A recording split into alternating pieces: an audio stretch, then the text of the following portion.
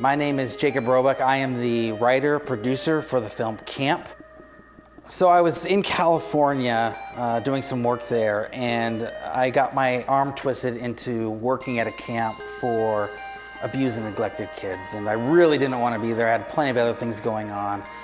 And when I get there, there's this kid named Jose, and these kids are rough kids, but Jose was especially rough. And you know, he was probably the smallest kid there, but he was definitely the meanest kid, and he would pick on the other kids, he'd pick on the adults, and he'd spit on people, he'd cuss. And midweek in the camp, we were in the pool, and the first time I see Jose in swim trunks, and I'm looking at his legs, and I almost asked him, hey, Jose, what are those marks on your legs?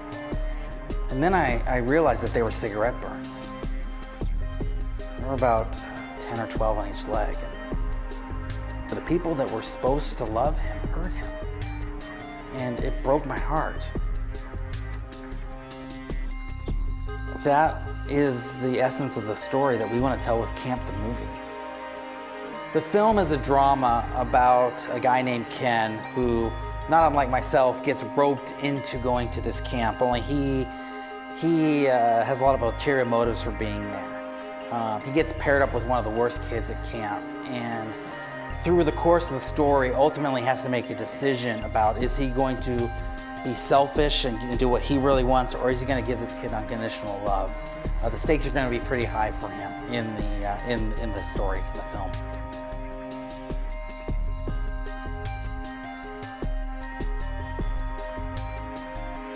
Working with Royal Family Kids is not like your typical camp. You know, these foster kids, they don't always have the opportunity to really just be kids and play. And use their imagination. Yeah, and just, they're not free to just be kids. They don't have anything to their name. Sorry. Like, they'll show up with a trash bag of shoes and clothes that don't fit them. They have nothing. They have no family.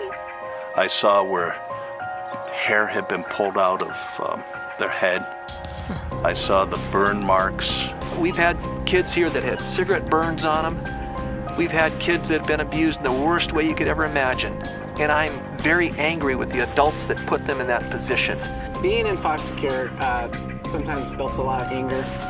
I was a fighter, and anytime another kid would mess with me or tick me off, you know, I just go grab him and bite him. I had one counselor had to separate me, and I just really wanted to bite, and he actually let me bite his arm instead. A group of incredible people, spend a week with them, providing healing and hope, as well as great memories for a young child.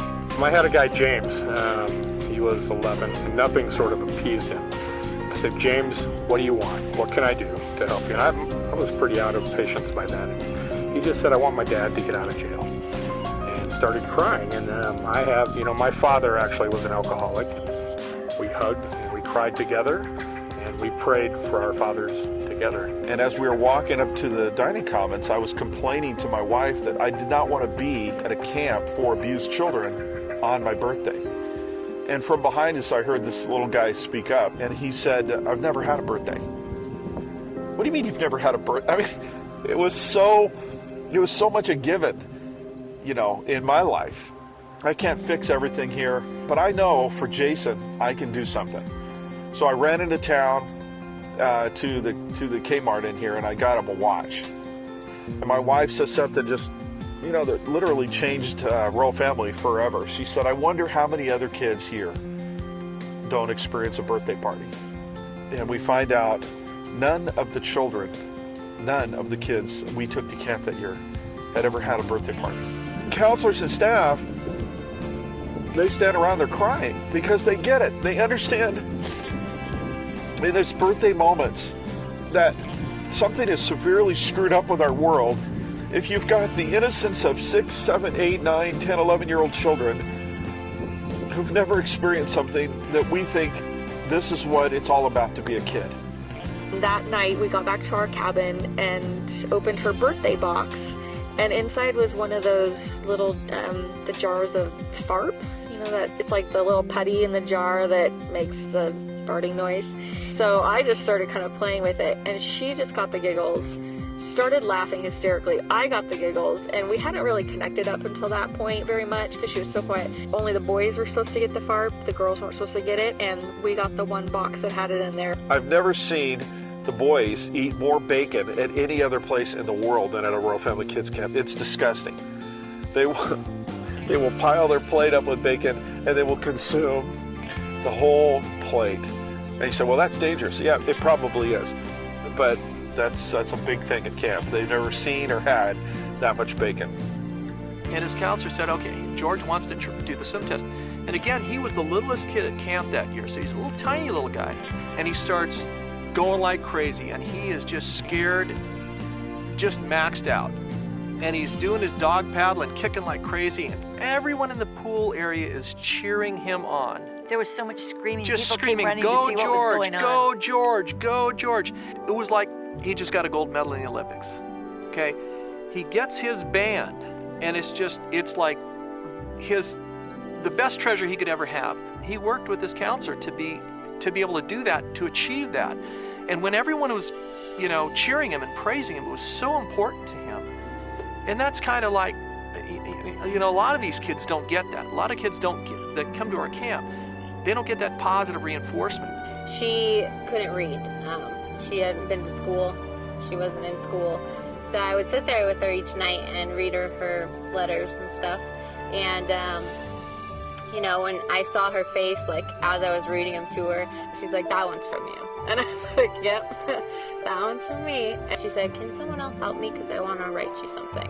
So one of the other counselors helped her as she wrote out a note to me. And she actually took all the time and the effort to sit there and write out, thank you for being my camp counselor. I'm going to miss you. And I had a great time at camp. Like, love Shireen. That one goes in my Bible. That was a big deal to me.